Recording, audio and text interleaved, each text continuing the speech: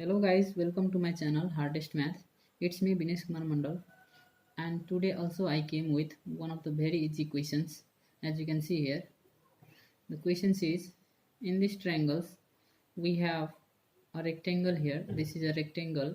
This blue shaded area is a rectangle here, and this is a right angle triangle because we have a 90-degree angle here, and the length of this side is given 12 and the length of this side is 7, and it is asked to find the area of area of blue rectangle. So if you'd like to give this problem try, then just pause the video, give it for try. Whenever you are ready, keep watching. So let's see how to solve these questions. So I am going to name these triangles. So just I am going to name these triangles as A, B and C, here D, and this one as E, and this one as F. So see, to solve these questions, as we know that this is a rectangle, so this all angles will be of 90 degree. This all angles is of 90 degree. This one is also of 90 degree, and this angles is also of 90 degree. It means this angles is a 90 degree and this angles is also 90 degree. Let's alpha. Suppose that this angle is our alpha, and if this angle is alpha, then this angles will be 90 degree minus alpha, 90 degree minus alpha, because this is a right angle triangle. So if we let this angles as alpha, then this angles will be 90 minus alpha. And now if we see the triangle, this one right angle triangle BDE, if we see the right angle triangle BDE, triangle BDE is also right angle triangle. So we have this angles 90 minus alpha, so this angles must be alpha, this angles must be alpha.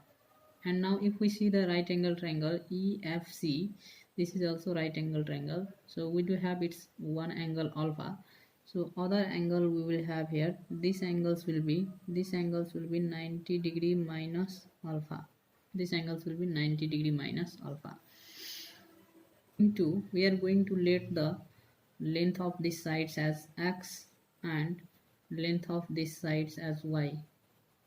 The length of sides of the rectangle x and length of another sides of a rectangle is y. So if this side is x, then this sides also will have the same measure x, and if this side is y, then this sides will have also the same measure y. Okay, now as we can see, these two triangles are similar. Triangles BDE and triangles EFC are similar. So we can have here triangle BDE is similar with triangle EFC. These two triangles are similar by angle axiom. So by this axiom, by angle axiom, these two triangles are similar. So we can see here how they are similar. We have a 90 degree angles here, and here also we have a 90 degree angle. So this angle is equal to this angle, and this angle is alpha, so this angle is also alpha, and this angle is 90 minus theta, and this angle is also 90 minus theta. So their corresponding angles are equal. So these two triangles have their corresponding angles equal, so they are similar. Now as we know, the property of similar triangles is the corresponding sides of the similar triangles are in proportions. The corresponding sides of the similar triangles are in proportions. So as we can see here, the corresponding sides of the similar triangles, we may take these sides. Suppose I am going to take these sides. The corresponding sides BD by its corresponding side is, the corresponding sides of BD is here. We have EF. BD by EF is equal to, and the next side we may take this DF. The corresponding sides of DF is here. The corresponding sides of DF is here is FC. So the ratio of the corresponding sides of these two triangles are equal. Proportions means the ratio is equal. So we have the ratio of these two corresponding sides BD and EF is equal to DF DE, sorry, DE not DF,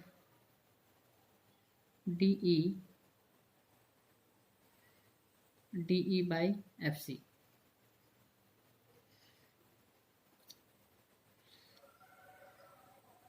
We can see that how these two sides are corresponding sides. So the corresponding sides of BD is EF because the sides BD is in front of a angle alpha and the side EF is also in front of a angle alpha, so these two sides becomes corresponding sides. So therefore I have written BD by EF is equal to, and the next sides we have here DE. So DE, the corresponding sides of DE is FC because the DE side is just opposite to the 90 degree minus alpha, and EFC sides is also just opposite to the 90 degree minus alpha. So these two sides becomes corresponding. Therefore I have written here DE by FC. Now we do put its value. So BD1 have value here 12. So 12 by EF, the value of EF is here EF1 value we have here x is equal to DE, the value of DE we have here y, and the FC, the length of FC is here 7. So 7. Now if we do cross multiply, then we can have here x into y, xy is equal to 12 into 7. Now xy is equal to, we have 12 into 7 is 84. 12 into 7 is 84. So xy is equal to, we got here 84, and xy means if we see in the rectangle ADEF, then the rectangle ADEF has its length x and breadth y. So the area of rectangle, area of blue region, blue rectangle, area of blue rectangle, that is equal to, we have length into breadth. So length we have here x and breadth we have here y. So x into y, x dot y, xy, and xy1 value we have here 84. So we can say that its value is 84. So in this way we can solve these questions. Now we will move to the next questions we have here. These questions solve x cube minus x minus 1 whole to the power x plus 2013 is equal to, we have 1 here. So the possible case is here, if we do have something to the power 0, then that will have the value 1, that will results the 1. So if we do have something to the power, something raised to power 0, then it results 1, so we can clearly say from here that the first possibility is x plus 2013 is equal to, we must have the 0 here, means we must have its exponent 0, so that this will result the value 1. So first possibility is this one. Now if we solve it, then x is equal to, we get here minus 2013. So first answer is this one. And the next possibility will be here, if we do have its base as 1 plus minus 1, then 1 to the power something is 1 to the power something is 1. So we may write here the next first possibility, this one is first possibility. Now the second possibility will be here x cube minus x minus 1 is equal to 1. If we do have its base, if we do have this base 1, then this will also result 1, because 1 to the power something is 1. So it means it must be 1 here, plus 1, positive 1. So I have written here x cube minus x minus 1 is equal to 1.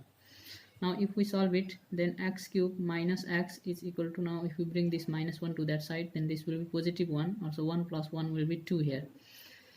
Now if we solve it, then we will know we don't have any no real solutions, we don't get any real solutions, we don't have any real solutions. So I have just avoid these relations, just avoid these possibilities. So just avoid these possibilities. Now we have the next possibilities. This will have the negative 1. So if it has we will we have the third possibility here, that x cube minus x minus 1 is equal to -1. So if we do have its base as a -1, then we must have the power even power, so that this will result +1. So if we do have its base a -1, then we must have its power even number, even power, even exponent, so that it will result the +1. If we suppose its base as a -1, then we do take x cube minus x minus 1 is equal to -1. Now if we solve it, then this -1 and this -1 will be cancelled, so finally we do have here x cube minus x is equal to 0. X cube minus x is equal to 0. Now we will solve it. So we do take common here, so we have a x common. So now after taking common, we do have here x square minus 1 is equal to 0. So x times, now if we do factorize here, then x plus 1 times x minus 1 is equal to, we have 0 here.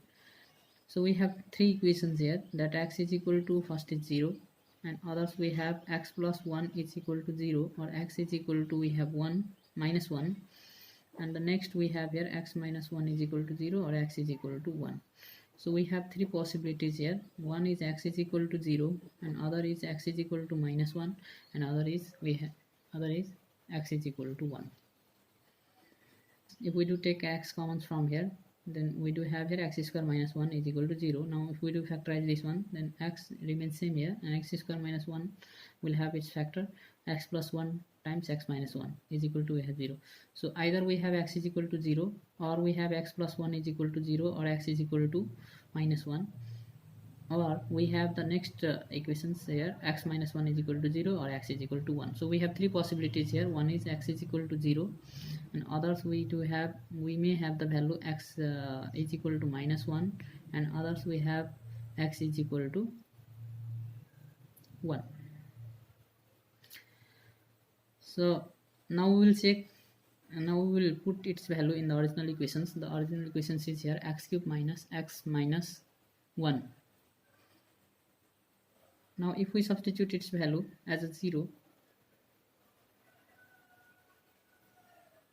if we substitute its value of x as 0 here in the given equations, then we do have here 0 cube minus 0 minus 1 whole to the power 0 plus 2013. So if we solve it, then we will have -1 to the power 2013, which is also -1. And other value we have here, x is equal to -1. So if we substitute its value as a -1, so -1 cube minus minus plus 1, and -1 whole to the power -1 plus 2013. Now this will result here -1 and this cancel, so -1 to the power 2012, which is also 1. So it means this value is also satisfying the condition. So this is also the value of x. And if we do take the value of x as 1, then we do have here 1 cube minus 1 whole to the power 1 plus 2013. So this plus 1 and -1 will be cancelled, and finally we do have -1 to the power 2014, which is also correct, which also give the correct conditions here. So this conditions is also satisfying, and this conditions is also this value is also satisfying the conditions. So this value is also satisfying the conditions, therefore this is also the value of x, values of x. So I hope you guys have enjoyed these videos.